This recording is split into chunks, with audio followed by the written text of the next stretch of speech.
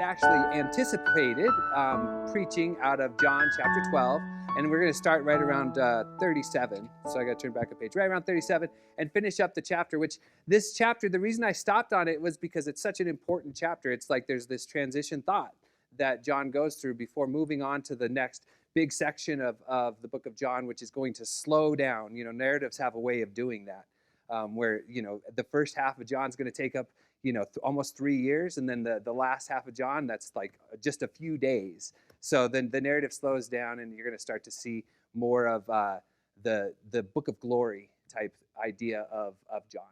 And so we're stopping here in chapter 12 to just take a second to remember what it is that John has been preaching so far. And I got this idea 2 weeks ago when me and January went out on a date. And we went to one of our favorite taco places, and it happens to be over on 4th Street, just down the street from Reno Gospel Mission. And it's this taco place, but inside, like, you go inside and it's outdoor dining, but it's got a real nice fenced in area where you can go and you can just sit, and you've got the lights and the patio music, and it's just a great place to go and have a date. On top of that, their vegetarian tacos are so good. And I would have never thought vegetarian tacos, by the way, like that, they're just delicious. But we're sitting there, and it gets kind of crowded in there, but there's a few people. And as we sat there, we're talking just about the things going on in our life. And then all of a sudden, behind us, on the other end of the fence, other side of the fence, this man with a megaphone starts preaching his version of the gospel. Right? He's got, and everybody can hear it. You're forced to hear it because, well, you're outside, and he's got a megaphone, and he decided to preach right there on the street. Which at first, you know, you might think, wow, that's really cool. But his version of the gospel had something to do with death and destruction, and the world's going to hell. God hates all sinners, and if you've done something so vile as to, like, wear makeup, then you have death and destruction waiting for you. And then he went on to give this, like, really graphic detail of a medieval hell, right? On what it's going to be like. And this is what you want to escape if you've had any kind of thought so vile as, you know, just those kind of thoughts that you have, those impure thoughts. That's where you're going. And you need to accept Jesus now to escape this fiery wrath. And as I listened to this man preach what his version of the gospel was, I really felt like this is really no gospel at all. What good news is there to what he's saying, right? And I was listening for it. And I started to watch the people that were out there on this patio with us. And I could tell they're not really into this gospel either. In fact, they began to laugh and smirk and, you know, kind of frustrated with the idea that we're having a good dinner and now it's disturbed by this man with a megaphone. But I began to just, like, watch them. And I realized that maybe even as a casualty, you know, the true gospel kind of gets messed up because this other gospel of death and destruction is what is being preached. And I began to compare his message to the message that we've heard through John, because John has been very clear on what the gospel is. And I started to think, if this man's version of the gospel is true, then Jesus is nothing more than like an escape hatch to get away from the fires of hell that are coming down on everyone. But I just asked, is that the gospel that we've heard in John so far? No, I mean, John starts out by saying something like, in him is life, and that life is the light of all mankind, right? And he goes on to say that the light shines in the darkness, but the darkness doesn't comprehend or overcome it, right? And so without question, the gospel that John has preached so far has been a message of light and darkness. It's been a message of life. And it's been verses that pop out to us like, God so loved the world that he gave his one and only son, that whoever believes in him should not perish but have everlasting life. And that's the kind of gospel that John has preached, a gospel that brings liberation, right? Where you take this woman who has to go out in the middle of the day to get water because she's so ashamed of who she is, that she goes out in the heat of the day. And the gospel that Jesus comes to deliver liberates her from that shame, where she can go and speak to the people in her town freely, right? The gospel that John has been preaching is a gospel of life.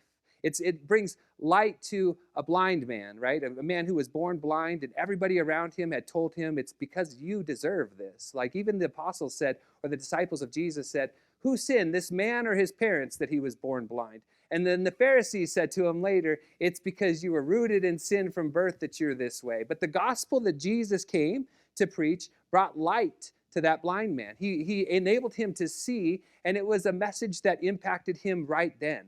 It was a message of life. Now, that's not to say that the gospel doesn't talk at all about judgment or condemnation. The section we're going to go in through today is going to talk about judgment and condemnation. There is that kind of message in John as well, but the gospel as John has presented it is not just an escape hatch from the wrath of God. The gospel as John has presented it is life. It's freedom. It's hope in hopelessness. Like, we live in a time of darkness, and what the gospel is light in all of that, right? Now, that doesn't mean everybody's going to accept it. Even as we continued to go through John, we found that some of the Pharisees believed and some of them didn't, right? And when you looked at the crowd, they were divided. Some believed, some didn't. This reminds us also of what John said in chapter 1, where he said, though he came into the world, and though the world was made through him, the world did not accept him, right? And he came to that which was his own, but his own received him not, right? The point is that Jesus is a gospel of light, but even as that light goes into the world, not everyone's going to accept it.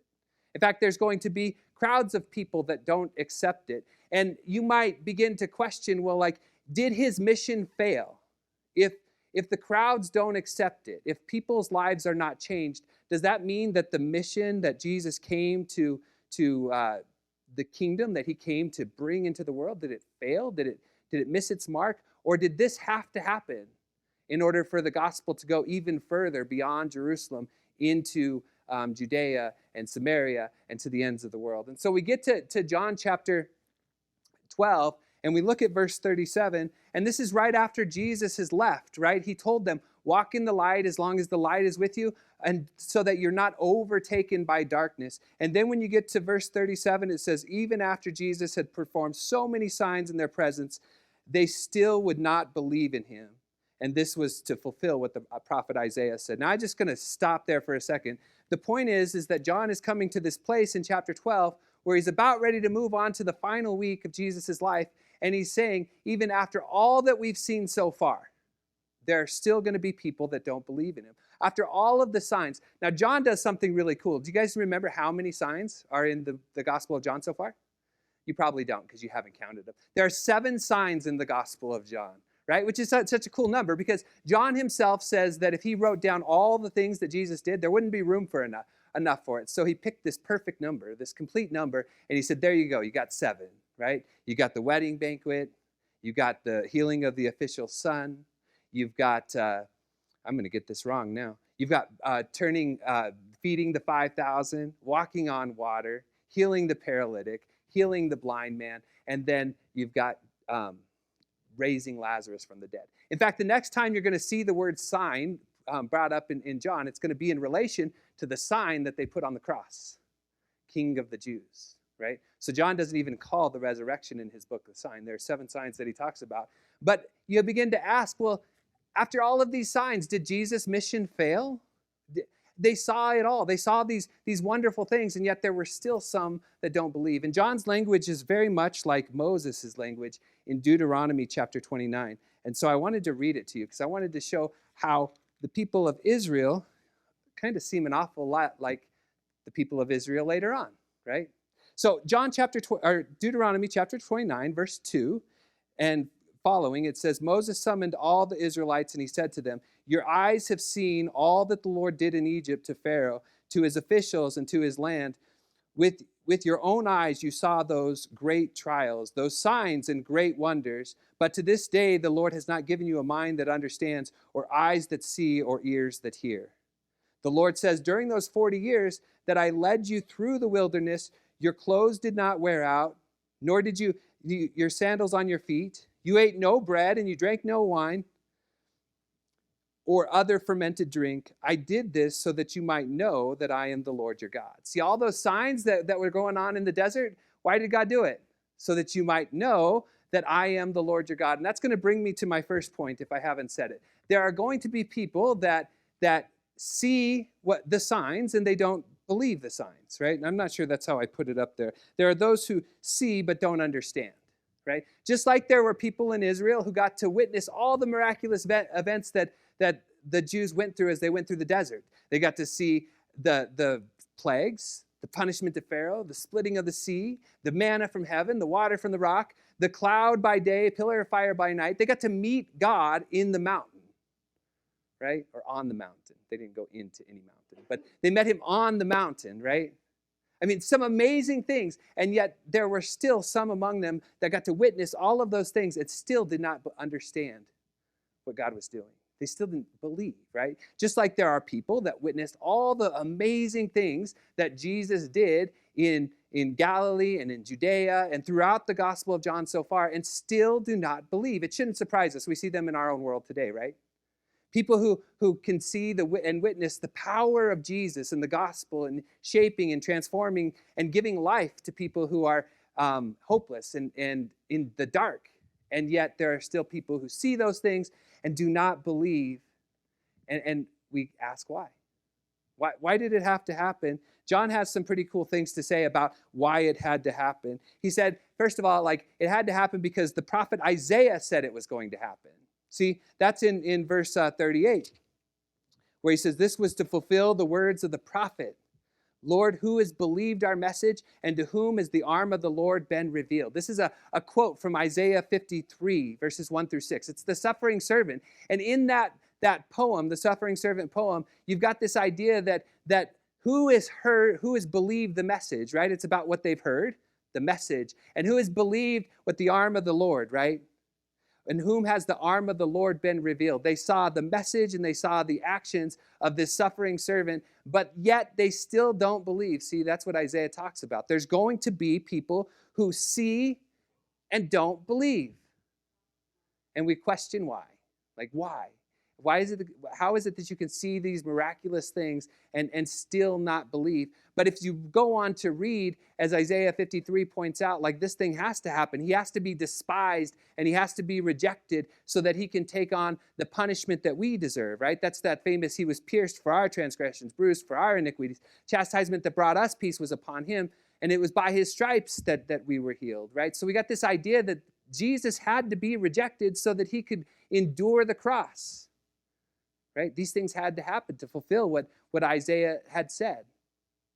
So it's not that the message that he had been preaching had failed. It's that Israel was going to reject the message in order for Jesus to go to the cross and ultimately for the gospel to go throughout Judea, Samaria, and to the ends of the earth. John is going to quote one more time from the book of Isaiah. This is verse 39. He says, for this reason they could not believe, because as Isaiah says elsewhere, he has blinded their eyes and he has hardened their hearts so that they can neither see with their eyes nor understand with their hearts nor turn, and I would heal them.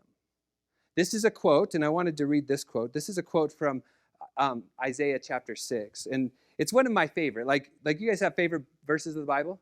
Like this whole section is one of my favorite sections because you've got Isaiah gets to see God, and we can question who he gets to see, but he gets to see God, and he comes to face even with his own sin, and then he's commissioned to go and to preach. So I just want to read it because it's the touch point that John points out. He says, these people didn't believe to fulfill what Isaiah said here. So in Isaiah chapter 6, here's what it says. In the year that King Uzziah died, I saw the Lord high and exalted, seated on a throne, and the train of his robe filled the temple. Above him were seraphim, each with 6 wings. With 2 wings they covered their faces, and with 2 they covered their feet, and with 2 they were flying, and they were calling out to one another, holy, holy, holy is the Lord Almighty. The whole earth is filled with his glory. See, Isaiah gets to see a vision of God. And when he sees it, that all of these angels and seraphim are saying, holy, holy, holy. Just as they are in the throne room in Revelation chapter 4 and 5, they see him and they say, holy, holy, holy. At the sound of their voices, the doorposts and the threshold shook, and the temple was filled with smoke. It was an amazing experience, right? Isaiah got to see God. But when he saw God, he also got to see a true picture of himself, because verse 5 says, woe is me, I cried, I am ruined, for I am a man of unclean lips, and I live among a people of unclean lips, and my eyes have seen the King, the Lord Almighty. He gets to see a vision of himself too. And when he sees himself, he sees, I'm doomed. He sees the holiness and the splendor of God, and he realizes the uncleanliness of his own lips. And thank God for his atonement, because an angel comes and gives him a piece of coal or coal, and he touches it to his lips, and he's cleansed, right? And then he gets a vision of his own commission. And I'm going to read verse 8. Here's what it says. Then I heard a voice of the Lord saying, whom shall I send, and who will go for us? And I said, here I am, send me. He said, go and tell the people, be ever hearing, but never understanding. Be ever seeing, but never perceiving. Make your heart of this people calloused. Make their ears dull, and close their eyes. Otherwise they might see with their eyes, hear with their ears, and understand with their hearts, and turn and be healed. So God sends Isaiah out to preach a message. Now, he doesn't cause people to have hardened hearts or closed eyes. The message itself is going to be received in different ways by different people, right? And so John picks up this point in John chapter 12 when he's answering this question, why is it that some people don't believe? He's saying it's because Isaiah told us that they wouldn't believe. The message itself would be hard for them to comprehend, hard for them to understand, just like it was even in the book of Deuteronomy, where their hearts were hard and their ears were dull, right? There's always going to be a group of people that have a hard time understanding. And it's important to understand that John is talking about a group of people. He's not talking about individuals, right? See, God doesn't ordain unbelief amongst individuals. In fact, you go back to that Deuteronomy verse, and he's saying, I led you through the desert. You never had to worry about food or clothes. Your sandals didn't wear out. I did this so that you might know that I'm the Lord your God. And even though he showed them all their signs, there were still those that did not believe. And then we take that and apply it to John as well. God had showed them. He demonstrated. He encouraged. He pleaded. Believe, right? In fact, that was the last thing Jesus said before he disappeared into the cloud. Believe, like walk in the light while there's still light, before darkness overtakes you. He's encouraging and nearly begging the individual to come into the light. See, God doesn't ordain unbelief within individuals, but he does use the unbelief of the Jews to bring the gospel into the world. This becomes the common argument that they'll make that New Testament writers will make as to why the Jews don't believe.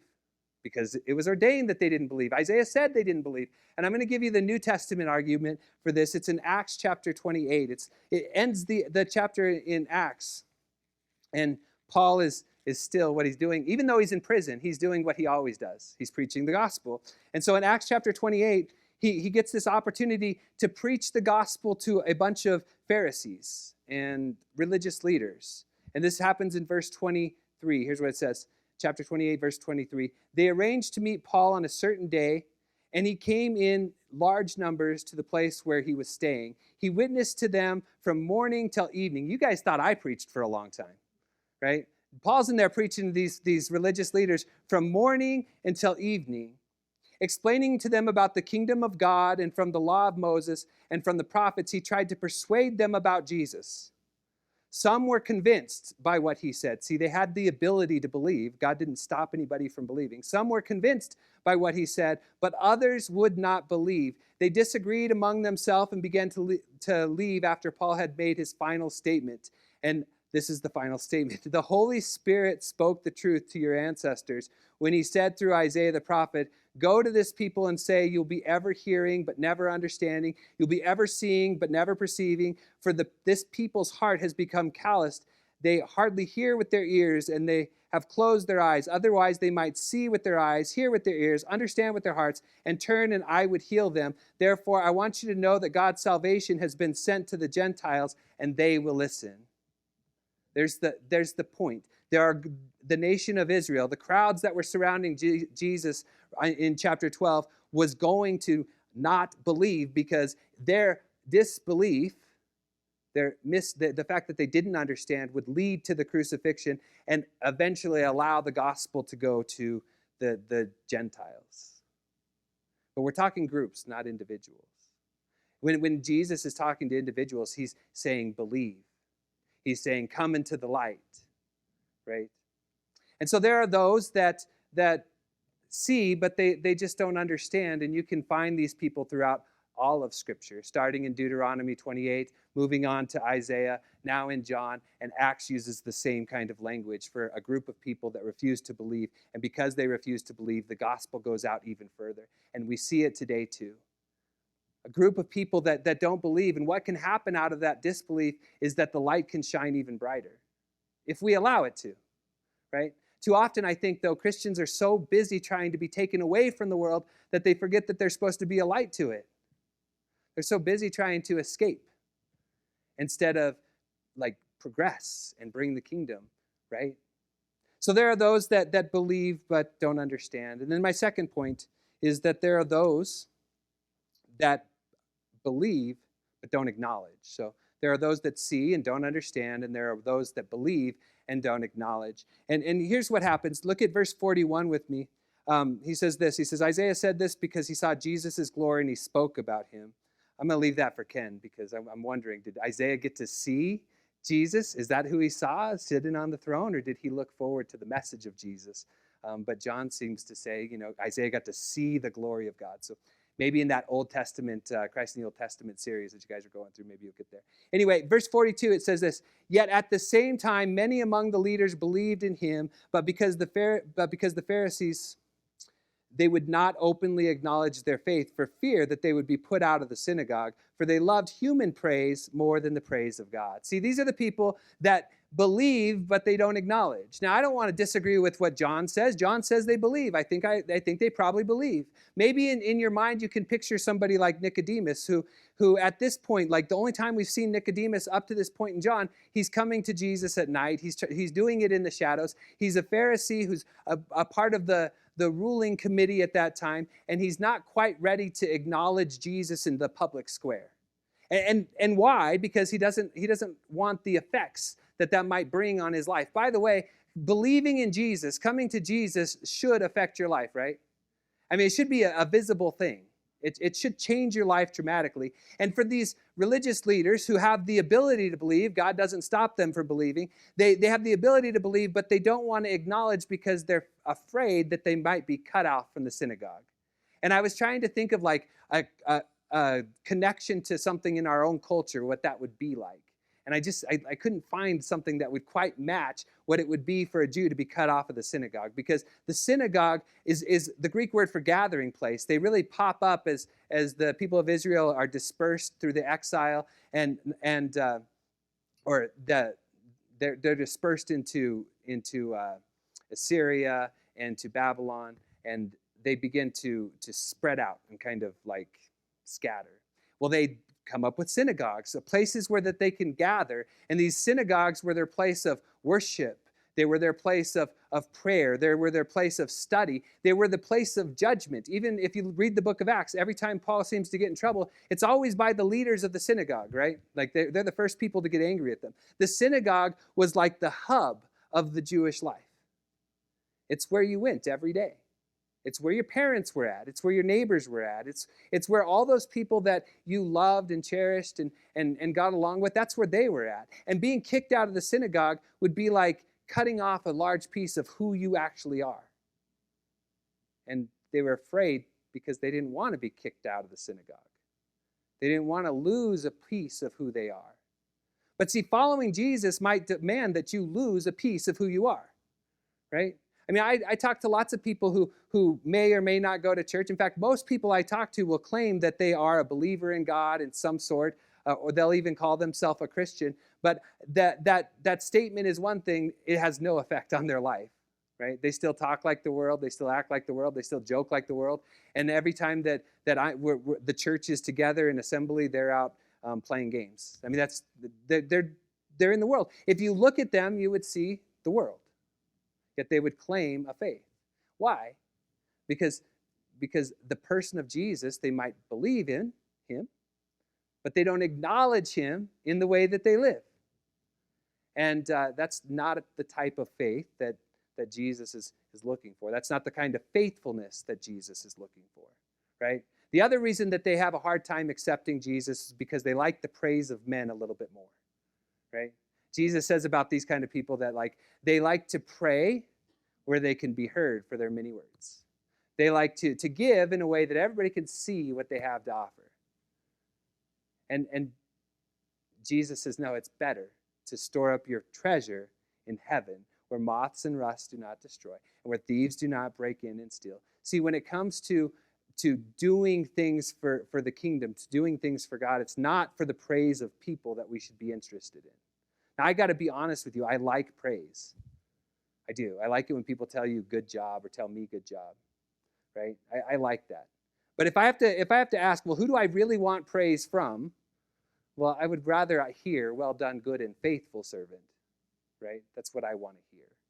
In fact, oftentimes when I'm working in ministry, or you guys all can testify about this, I'm sure. When you work in ministry, it's often thankless. Like it seems to go unappreciated. And sometimes not just unappreciated. Sometimes the people that you do the most for are the ones that leave you stranded.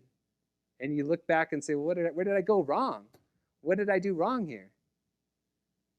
But see, the point that John is making is that there's this group of believers that believe but don't acknowledge. And the reason they believe and don't acknowledge is they're afraid of the implication it might have on their life, and they're worried about being praised by people. But to be a faithful Christian means that we're worried about one thing, and that's pleasing our King, doing what's right for him, regardless of what the world or what people think.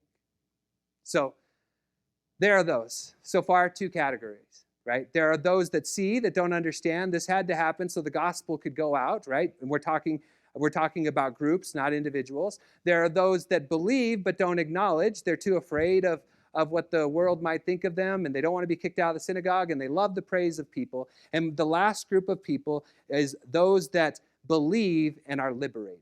See, this is what happens when Jesus speaks back up. Now, where he comes from, I don't know. Last time John talked about Jesus, he hid from the crowd. Everybody was left kind of like wondering where he went. But all of a sudden, he starts speaking. Maybe he was hiding behind the corner. And he just starts speaking, and here's what he says. In verse 44, Jesus cried out, "Whoever believes in me does not believe in me only, but in the one who sent me. The one who looks at me is not seeing me only, but the one who sent me. The one who looks at me is seeing the one who sent me." That's probably, I should say it right. Hopefully you guys have your own Bible in front of you, and you're not counting on me to read it correctly, because I probably didn't. The point is, like, he uses this two ideas. First of all, if you believe, you're not just believing in him, you're believing in the one who sent him. If you see, you're not just seeing him, you're seeing the one who sent him. See, this is who Jesus is. He's a light of revelation. He shows us the Father. Do you believe that? Do you believe? Because if you believe what he says, you're really believing what the Father says. When you see the way that he lives, you're really watching the way that the Father would have us live. That's why he's our example, right? He's the one that we look to for guidance. And to make this point even clearer, he says, I have come into the world as light, so that no one who believes in me should stay in darkness. See, that's so different than the message I heard on the patio, isn't it?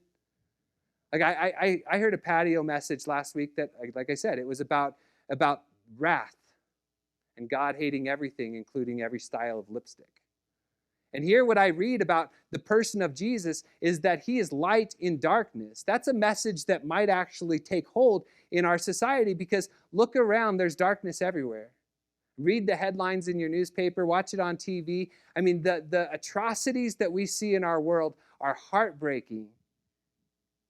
And Jesus is a light in that darkness. He didn't come, like here he's saying, I came into this world so that no one who believes in me should stay in darkness. Doesn't that sound like God sent his only son into the world so that not to condemn the world, but that the world could have life through him? Right? Because he goes on to say this, if anyone hears my words but does not keep them, I don't judge that person, for I do not come to judge the world, but I came to save the world. See, he's light in the darkness. That doesn't mean there won't be judgment. Verse 48, there is a judge for the one who rejects me and does not accept my words. The very words I have spoken will condemn them on the last day. See, we're judged based on our response to the light. That's why John has made it so important to continue to say, walk in the light while you still have time. Before darkness overtakes you, walk in the light. As Christians, we should always not just be walking in that light, but also reflecting that light to our world that desperately needs them.